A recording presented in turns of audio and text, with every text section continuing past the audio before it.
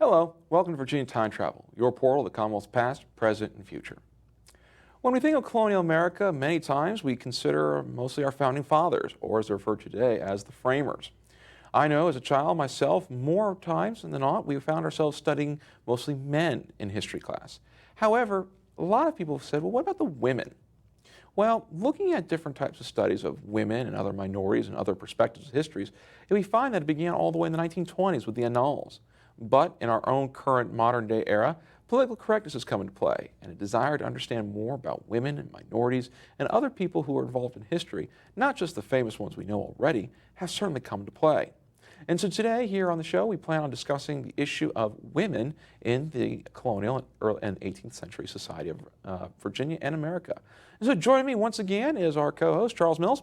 So, women, what can we say about them in the colonial era? Well, you talk about how men have written the history, and Martha Washington was kind of a victim of that, because, Martha's come down to us as this Mother Hubbard type. She's portly, she's got three chins. I mean, you just yawn when you look at her picture. But modern historians are starting to come up with a whole new view of Martha Washington. And there's a portrait at Mount Vernon that was commissioned by Mount Vernon, and they had a forensic artist do it, the kind of people who do things for missing children and so on. And they've come up with a portrait of the way Martha would have looked in her younger days when she first married Washington, and frankly, she's a knockout. And they also have on display at Mount Vernon her wedding shoes, and apparently they were the Manolo Blahniks Verde. So not only was she a knockout, but she was a real fashionista. This is a view we haven't gotten of Martha because there was a bias to make her this respectable, virtuous mother of the nation. Well, I know in studying Washington, if you ever read any biographies about Washington, you're going to get some side notes about Martha. You're going to learn a lot about her. But one of the things is I've seen that picture, I've seen that portrait, the one that's been used by the forensics, and there's a problem with that. As is any situation when you take a forensic artist and you start to do things, and that is, you're assuming that there's a lot of things in there that are going to be true to form. For instance, there is a young portrait of Martha. It's done by Thomas Nelson Peale, same guy who did the famous Washington portrait of him wearing his Virginia Regiment uniform, which when Washington commissioned that portrait, he commissioned that because he thought that was going to be the only portrait he was going to do. And so he did one of Martha and he did one of the children. And so, this was basically thought to be the only portrait that the family was ever going to have done. They weren't going to be as a family portrait, but as an individual. And that portrait, which was done from the time period, is probably the more accurate picture. Because I've seen that portrait. You see the face. It's a very much more hard-line face. And one of the things is when you read descriptions of Martha, that is not a description that comes up. You don't see this woman with a very tight face like that. She's referred to as a woman with a very soft face, a very warm face at that. The woman that's shown there is more of a modern face. And, there's a lot of problems with that portrait, and I do take some issues with that. The big issue is that a real 18th century body or a modern body with the head put on, or vice versa? Well, and see, that gets to be kind of interesting because on the one hand, you've got science, and on the other hand, you've got kind of cultural norms. There were standard ways of talking about women in those days. Gentle face, melodious voice. These were just kind of platitudes that were used for gentlewomen in general. Yeah, but while descriptions are there, problem is you also have a portrait from the time. Therein lies your problem. What happens when a modern portrait does not link up to the portrait done at the time? But on the other hand, this was commissioned by Mount Vernon, and it wasn't just of Martha. They've done a whole head reconstruction of George, showing him at various stages in his life, and obviously there are pictures of the young Washington as well. But the difference between that and Martha is that they had something else to go with, and that is the Houdon bust, which is arguably the best likeness of Washington, and you've got the ultimate sign of that from the Marquis de Lafayette, who said when he arrived in 1826, "There is my general." And this is, never mind the fact that it's been almost 30 years since the man died, but Lafayette said that's him from the Revolution. So clearly they had a much easier time with Washington, the man, versus Martha, because they're basing it off of portraits and everything else like that. Meanwhile, Washington, you got the death mask and the bust right there. So you have something a little bit more concrete. I think the real value of having this new forensic-inspired portrait is that it's gotten us talking about Martha Washington. I mean, she has just been such a cipher in history. You know, they know virtually nothing about her. She burned all of the letters between herself and Washington after he died. And, you know, there's very little known about Martha Washington other than just, you know, some very vague platitudes. Well, we do know actually a little bit more about her than meets the eye. I mean, the part of knowing more about Martha is you do have to look about the social people around her at the time.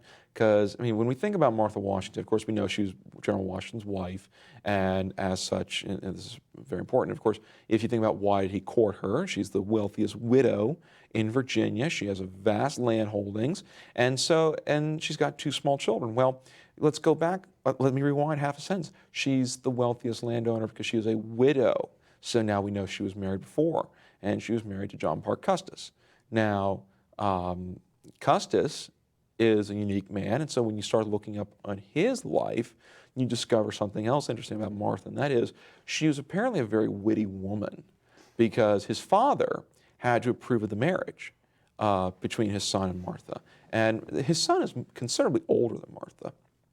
And according to the biography of the Custises, one of the things that was pointed out is that the patriarch Custis was more, well, to put bluntly, crazy. That's the only way to put it. He did not think any woman was ever going to be good enough to marry into the family. Martha apparently charmed him. And so he said, she's okay, which was high enough praise that if he's like, well, I think she can pass, then that's praise enough to go ahead and marry. And we also know Martha didn't have 2 children. She had 4 children, 2 of whom had died already. And then she had 2 more, and of course they died, and she had to actually watch that occur. And so we do know a little bit more about her than meets the eye. It's just that, like you said, she has become the victim of history and that she has been buried somewhat due to everyone else around her. Well, the thing is, Daniel Parke Custis was 20 years older than Martha. And she did have 4 children. They were married for 7 years. He died, and she became the wealthiest woman in Virginia, some say in the entire colonies. But, you know, when they say that, you have to remember that originally she and George Washington were more or less on the same social standing. So that within a year or 2 of her husband dying, you know, she had all of these suitors coming. Amongst them was Washington. And everybody says, oh, well, Washington was kind of a fortune hunter. But there was a lot of similarities in their backgrounds. And Martha could have continued on as a wealthy widow controlling her own property, because at that time, women lost control of their property when they remarried, whereas they could retain their property or control of their property if they remained widows. So she gave up this vast fortune into Washington's control when she married him. Well, it's true. She did give that up. And there's a lot of mystery also considering Martha and her courtship with Washington, mainly because from all historical accounts, they only met about 2 or 3 times at the most. And since he burned all the correspondence, there's a great deal of mystery as to exactly how it was he was able to woo her. From what most reports indicate, their first meeting was spent more time talking about growing seasons and planting and inspecting the fields, and Washington getting an idea of what she did. And so there's a speculation that because he went there not so much overtly trying to go ahead and court her, but being much more genteel and trying to at least spark at least a friendship is what piqued her interest a little bit. But unfortunately, we'll never know.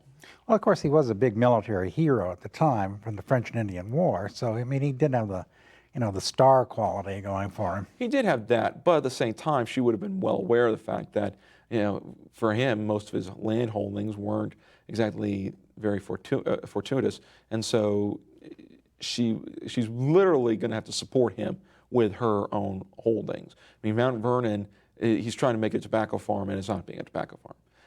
it's going to be another 20 years almost before he switches over to items that will sustain itself.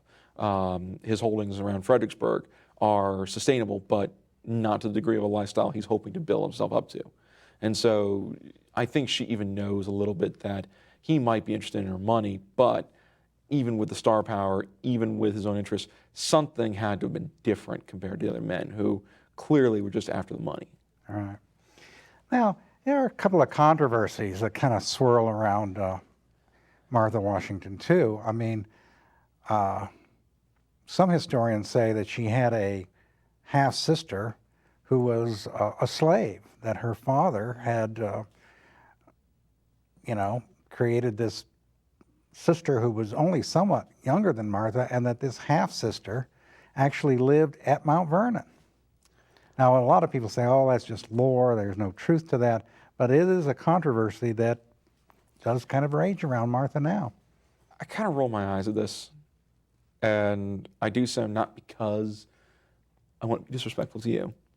I do it because it's the people who want to create an issue out of something because it's juicy by modern standards. That's the best way to describe it. See, the thing is this. Back in the 18th century, it was very common for a master to go ahead and take a walk down to the cabins, as they would say. And next thing you know, there's a child running around the plantation that looks remarkably a lot like the master, but the wife is oblivious to this fact. But all the other plantation wives around the neighborhood were well aware of that fact. Yet they are also oblivious to the fact that there are slave children on their own plantations who look remarkably a lot like their husband. It's very common. It's very understandable. The whole Martha thing, I think part of the reason why it gets attached to Martha Washington is because we know the same thing had occurred with Thomas Jefferson's wife, Martha, as well, Martha Jefferson. Martha Jefferson, she had a half-sister named Sally Hemings. Sally Hemings was a rather unique woman in that her mother and in fact, her mother was a mulatto. She was half white, half black. Her grandmother was 100% African, and her grandfather had sired the mother, and mother went to slavery, and her mother had her, and her mother was a slave. And so that would make Sally a quadroon, 1/4 black. But what was amazing to note is that she was Martha's personal slave, and Martha Jefferson. Martha Jefferson's personal slave, but even more interesting is the fact that Martha and Sally were apparently identical in physical features. The only difference being is age. Sally was the younger version of Martha Jefferson. And so when she died, Martha, and she asked Thomas Jefferson never to remarry. Well, true to his word, Jefferson never remarried. But keep in mind, Jefferson's a bachelor for almost another 50 years of his life. And all of a sudden he turns around and there he sees walking on the grounds of Monticello is the virtual ghost of his wife, a little bit darker, some would say it's kind of like an extreme tan today, is Sally, who looks exactly like his wife. And a lot of speculation comes up as to how many children Jefferson sire. Did he even sire one child with her? Well, there's enough speculation. The answer is probably yes. But the Thomas Jefferson Foundation, the folks who run Monticello, have said that he, in their opinion, sired at least one and maybe all of the children of Sally Hemings. Well, note the word you just said, maybe, because they found Jefferson DNA. They just said Thomas Jefferson. And the thing is that the number of times Sally got pregnant versus the number of times he would have been physically there to have actually done it, to sire these children, does not link up. They do think that maybe some of his nephews may have been Well, there's involved that rumor, but, from what I've read, both the DNA and the secondary evidence leads them to say, officially, one and maybe all. I mean, I think maybe some of the outliers, they don't have as much evidence, but, it gets a little tricky when you're trying to prove historical things on very limited evidence that has kind of evaporated over the years. And Trent, one of the things that's been pointed out is that, when it comes to creating a controversy, it's far easier to go ahead and accuse someone of something negative and not have to prove your point. Instead, it becomes much more difficult to prove your innocence as a result. Well, that's true. But on the other hand, it's also important, as you said, to recognize that this was an ongoing part of the lives of women at that time, both slave and non-slave. That It's true. that this was going on and was not necessarily hushed up. A lot of people knew about it. Well, a lot of people knew about it. In fact, the whole relationship between Thomas and Sally even made its way into the election news of 96 and 1800 when he was going up against John Adams, especially in 1800 where they're talking about, oh, well, Mass Tom. And they, But, subsequently the Jefferson family tried to hush that up for, hundreds of years. well, And a lot of mainstream historians, people who've made their whole careers on Thomas Jefferson, people like Dumas Malone, I mean, this is never brought out by them. So, I mean, some of this stuff does come out and, people begin to emphasize women and minorities and facts that have never come out before now suddenly come out into the daylight, which is but and therein also It's a lies good another- thing. Well, it's a good thing, but it can also be a dangerous thing. And the dangerous part about it is that when you have situations like this occur, you do have to question whether or not there is a lot of legitimacy behind the items in question. Like, for instance, the famous Hitler diaries that were found to be completely false, even though they found the typewriter at the time, the ink of the time, the paper of the time, everything of the time, and it looked 100% authenticated. It's very easy to go ahead and take that and say, well, this is the God's honest truth, and then you find out later on it's not the truth. But it gets tricky. It does. No, you're right. And yeah. and so you always kind of have to understand that. So that it's like when you bring up Martha and her half sister. Well, I roll my eyes because it's like, well, are you just is somebody capitalizing on the Martha Jefferson, Sally Hemings thing, or is there even more truth to that? I mean, in all the studying of Washington, and this is even including in reading everything that's been most recently written about him, it's never really come up. Now, the great controversy of Martha and slavery, though, is that she did have a slave who ran away while Washington was president and made her way all the way up to New Hampshire. And in doing so, Martha said, I want her back. And Washington was just about ready. He's like, well, she's gone. There's nothing I can do. Well, I'm just going home. Forget it. She's like, no, I raised this girl since she was a child. She's like another child to me. I want her back. I mean, that's probably the one time where we see a confirmed instance of where Martha is showing a sense of propriety over another person, 100%. That's at least the one incident that has Well, I think occurred. certainly when it comes to slavery, Martha was a woman of her times, and I mean, she obviously believed in slavery, and there's no putting, a happy face on that. I mean, when Washington died, he freed all of his personal slaves. Now, many of the slaves, hundreds of the slaves on Mount Vernon actually belonged to Martha under the terms of her first husband's will. And Washington said, okay, I'm going to free my slaves upon the death of my wife, Martha. Well, now that created something of a problem for Martha because all of a sudden you have 100 slaves and the only thing standing between them and their freedom is her life. And there are letters, there's one from Abigail Adams saying that Mrs. Washington fears for her life because she's afraid she's going to be poisoned. So within a year of Washington dying, she went ahead and freed his slaves, but she never freed her own slaves, ever. She just willed them on to her descendants. Well, and that's true. In fact, there's a lot of instances where this occurred. In fact, I know there are instances of where slaves were freed and family members tried to fight the will, saying, oh, you can't free the slaves. You're not allowed to do that. And this became a rather large controversy as a result of this. But, when you think about women, there's a lot of women to consider. I mean, you brought up Abigail Adams, second First Lady of the United States, a unique woman to say the least. But there's a woman we were kind of talking about off camera a little bit, and I think it's rather unique to talk about her, and that she has actually got a little bit of controversy surrounding her and a lot of lore, and I think it's a rather unique woman. That is Theodosia Burr Alston. And now she was the daughter of Aaron Burr, now, who was the vice president under Jefferson. Under ironically. Jefferson. So we kind of had this nice little theme here of connecting Washington and Jefferson. Now we have Aaron Burr. Now Aaron Burr. And he was kind of one of the bad boys of history because... Well, Aaron Burr is a kind of a unique guy because a lot of things are kind of missing because part of the problem is that Aaron Burr's personal papers were destroyed. So we don't really know a lot about him. People back then must have had a lot of secrets because they were always burning their papers. Well, burning your papers was kind of part of it. I mean, I think a lot of it is that nobody really ever thought that a lot of history books would be written about them or like a lot of fascination would be written about them in general. So they just burn their papers. Why bother keeping a lot of things? I mean, thankfully some people said, well, you know what, maybe we might want to keep some of this around for posterity. You never know if it's going to come back to haunt us.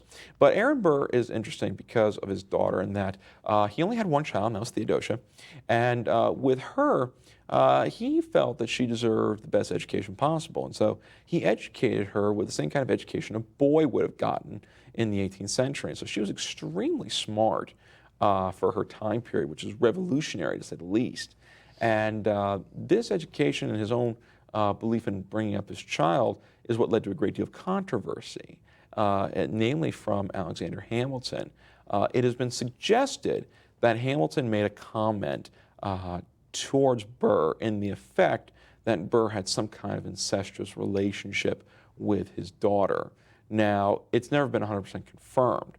All we know is that Alexander Hamilton and Aaron Burr would end up having a duel. And it's generally believed from historians that Hamilton never thought this duel was going to go anywhere, that both men would just shoot each other for the sake of honor and that they would just part way and that'd be it. So Hamilton didn't bother trying. But as we all know, Burr had every intention of putting a slug in his chest. And he did. And he did. Got him good. And so... And he killed him. Exactly. As a result, Aaron Burr goes on to a self-imposed exile into Europe. He will stay there for a great deal of time. And part of it is also ensuing from the fact that he was put on trial for treason a couple years later. But that's another story for another day. As for Theodosia, she would go and move down and live in South Carolina, and she would become the wife of the governor of South Carolina, Governor Alston. And so, and she would have a child. The child would die of disease. And Theodosia, from this point, she would get on board a vessel, and she'd be sailing for New York in order to meet her father from his return from exile. And it's on this voyage in 1813 that she disappears. And a lot of stories have ensued about her disappearance. So in modern terms, this would be like somebody like Carolyn Kennedy suddenly vanishing. Exactly. I mean, this is she just disappears, and stories have surfaced. There's a story that says she was like became a castaway, and she washes up on the shores of Texas and becomes wife to an Indian chief. There's another story that says that she was captured by pirates. She was made to walk the infamous plank and went to her doom there. There's a story that says that she would find her way towards Alexandria, Virginia, and die as the famed female stranger. A lot of these stories have come up. No one's ever been able to 100% conclusively prove any of them are correct. Most historians think she probably just died at sea with the ship and the crew. But you know, it's needless to say. Why is this such an enduring legend, though? Why are people so fascinating about? I think it's just the romance behind it. There's, you know, why does a person disappear in general? Mm-hmm. And if you really think about it, in this time period, people come and go from history like that. It's a snap of a finger. You show up, you're there briefly, and then you're gone. Nobody ever hears from you ever again. There's a lot of accounts of these things happening. I mean, look at Anne Bonny, briefly there in history. Mary Read, even briefly. These were female pirates. Yeah, yes. female pirates. They're there for just a couple of years, they make a name for themselves, and then next thing you know, we have no idea what happened to them. All right. And it just becomes, it kind of becomes one of those things where you're flashback in history. Some women have a much more enduring history, like Dolly Madison. We know her because of her famous saving of the Washington portrait from the White House. Right. We know that. We know about you know, certain folks because of what they did, and as a result, they become fascinating. We know certain things about people because, you know, they were just there, but they. Well, I think one of the things that people forget about somebody like Dolly Madison is we always assume that these presidents were fabulously wealthy and they did their term of office and they retired and they remain fabulously wealthy as they do today. But in point of fact, Madison was in big financial problems, and Dolly was practically in want at the end of her life. Oh yeah, I mean, it was amazing to think about how many of these founding fathers, you know, they lived a fantastic life. I mean, you talked about how Martha, with her wedding shoes, was the you know, the premier shoe of the time, and you look at a lot of the clothes of the time period and things like that. But what's interesting to note is that of all the people, Washington was the only one that ever died in debt.